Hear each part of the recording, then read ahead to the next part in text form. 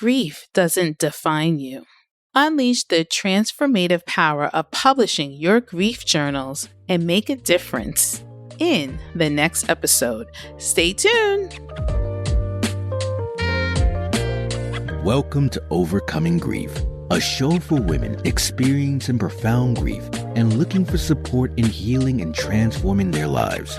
If you are ready to heal after a loss, create a new self-identity, take responsibility to do the hard things, and get massive results in your life, this show is for you. Now, here's your host, Master Grief and Life Coach, Sandy Linda.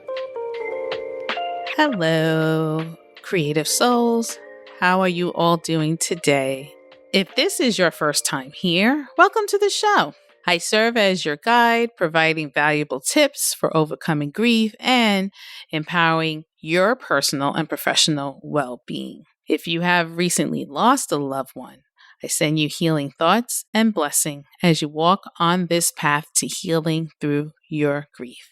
Thanks for popping in on the show. So we are coming to the end of May, which concludes Mental Health Awareness Month. I hope you found value in the past episodes about the importance of engagement for emotional well-being, especially the loneliness epidemic. Achieving this is possible through journaling, taking nature walks, or receiving support from a grief advocate on your healing journey. On Sunday, I took a part in a walk to show my support for women's health and child and adolescent mental health. I was informed about the stats on that approximately about 20% of children have some kind of mental health issue, but only some receive treatment, which is about 5 to 7%, I think.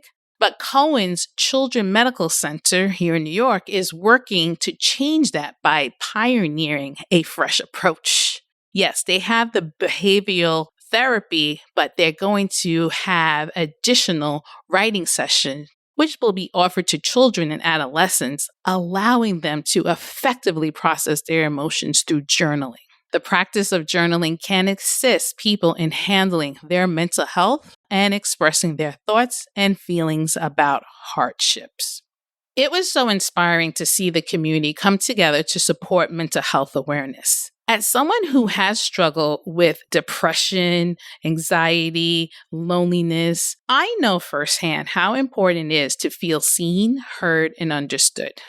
Events like this walk help break down the stigma around mental illness and send a message of hope and empowerment to those who are struggling.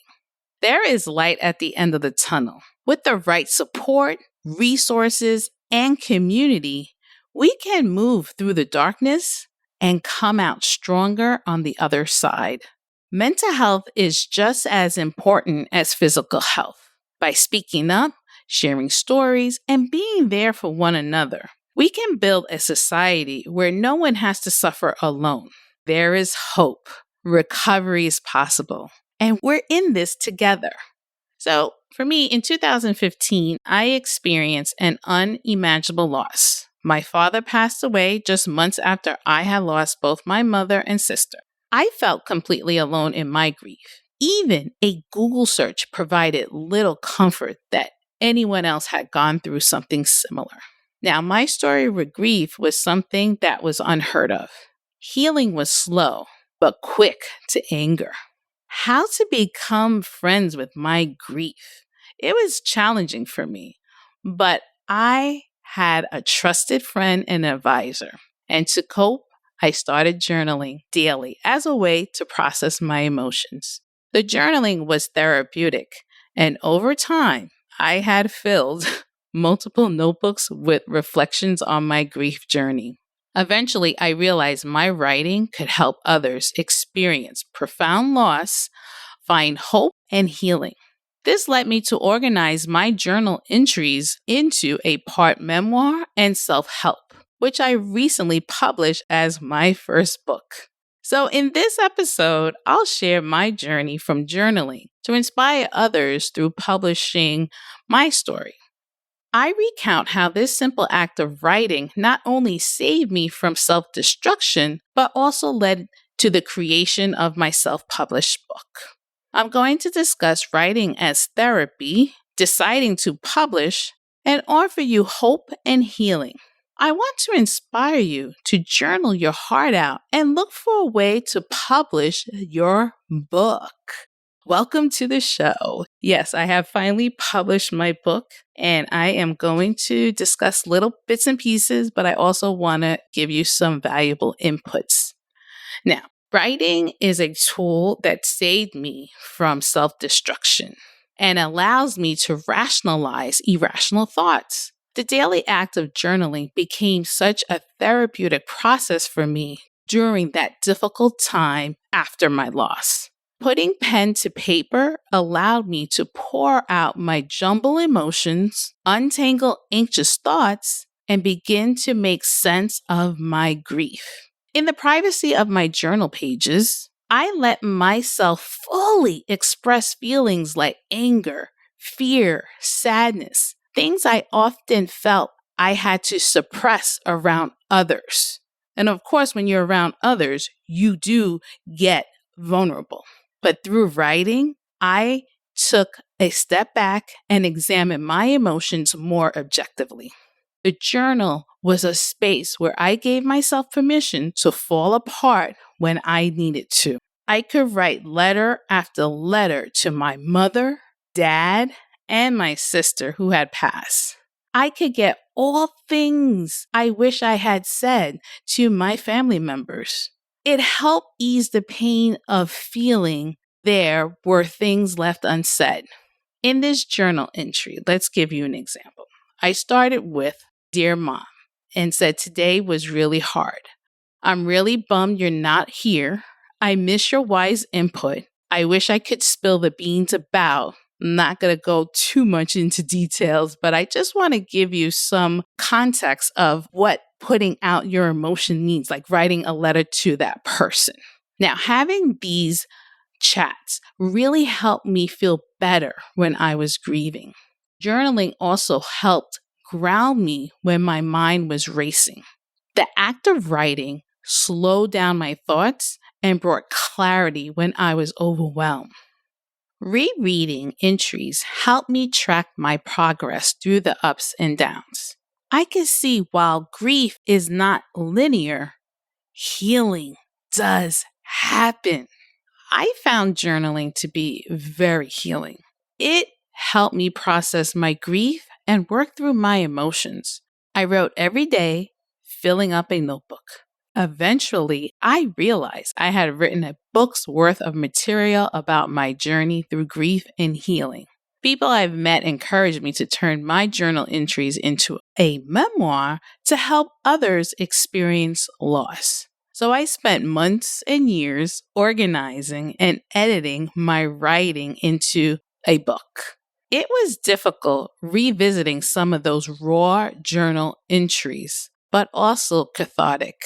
In the end, I was proud to publish my story and hopefully inspire others dealing with grief. After filling multiple journals with my raw thoughts and emotions during the grieving process, I realized I had written extensively about navigating profound loss.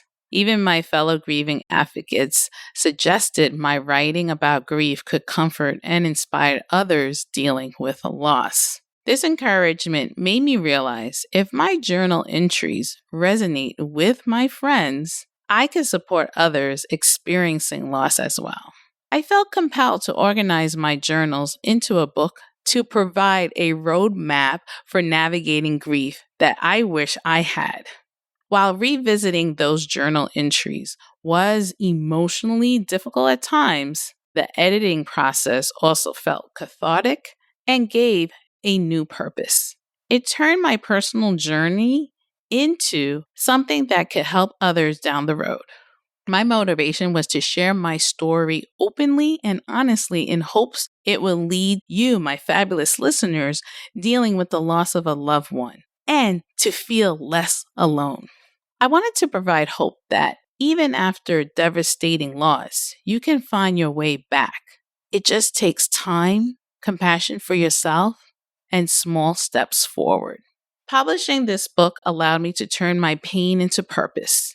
If my story can inspire just one person in the throes of grief to keep going, then exposing my vulnerability will have been well worth it. My wish is that readers find comfort knowing someone else has walked a similar road and emerged feeling empowered to heal. So there is my short stint on expressing about the process. And now let's break down some steps you can take on your journaling journey. And what I want you to do first is start small and consistent. Begin by setting aside a few minutes each day to write. You don't need to pen an essay. Even a few lines can help process your emotions. Number 2, be honest and unfiltered. Let your writing flow without judgment. This is your safe space to express your deepest thoughts and feelings. Number 3, reflect on your entries. Periodically, reflect on your past entries. This can provide insights into your healing progress and highlight recurring themes or emotions. And the last one, consider sharing your journey. If you feel ready, sharing parts of your writing with trusted friends, a support group, your fellow grieving advocates, or even a broader audience can be incredibly empowering and validating. Turning your journal into a book can be a profound step also. And I want to share you some of the ways that you can approach it. I have 3 steps that you can take from journaling to book. What you can start with is edit and expand. Refine your writing and add context or reflections to create a narrative story. Number 2, seek feedback. Share your manuscript with a trusted friend, mentor, or writing group to get constructive feedback. And number 3, publish your work. Whether you choose traditional publishing or self-publishing, the act of putting your story out into the world can be a powerful act of healing. In closing, I hope sharing my personal journey from journaling to publishing my memoir/self-help provides encouragement to anyone dealing with grief and loss. I wish for you to know that you are not alone. Healing is possible with time, and writing can be a helpful tool to guide you through the darkness. While everyone's grief journey is unique, my story shows that you can channel the pain into something purposeful. Turning raw journal entries into a published book allowed me to help others find comfort in my words. And here are some of the key takeaways that I want you to walk away with. Writing can be incredibly therapeutic for processing emotions and trauma. Journaling helps you externalize grief rather than letting it fester internally. Your intimate thoughts can become a gift and a source of healing for others. If it feels right for you, don't be afraid to share your writing with a wider audience. Your story matters and can provide hope even if you don't see it yet. Now, I love to hear from you. Email me info@sandylinda.com. If you relate to any part of my story, please share it. Your vulnerability can help someone else who needs this. And if you want to continue the conversation, you can find my book, Overcoming Grief, Champion Through Multiple Losses, on my website or wherever you purchase books. It contains many more stories and lessons from my personal grief journey. At the end of the book, you will find my 21-day morning journaling prompt. This will get your mind to free write whatever you want in the privacy of your pages. Believe in your ability to heal as you navigate your way to healing through those devastating storms. Now, here is a bonus journaling prompt tailored to your grief writing journey. Journaling is an effective activity for navigating the landscape of grief in personal and professional areas. Take a moment to ponder this journaling prompt. How has writing or journaling helped you through difficult times? Spend 10 to 15 minutes writing about this item and what it represents in your journey of grief and healing. I would love to hear how this journaling exercise resonates with you and how this exercise affects you. Emotionally, processing and personal growth can be facilitated through writing. Join us next time as we continue to explore powerful themes that enhances our professional lives and personal growth. That is all that I have for you. Have a wonderful, beautiful week, and we'll talk next time. Bye. Thanks for listening to today's episode of Overcoming Grief. If you're ready to move into a new, rewarding life experience and want more information about how to work with Sandy, visit www.sandylinda.com.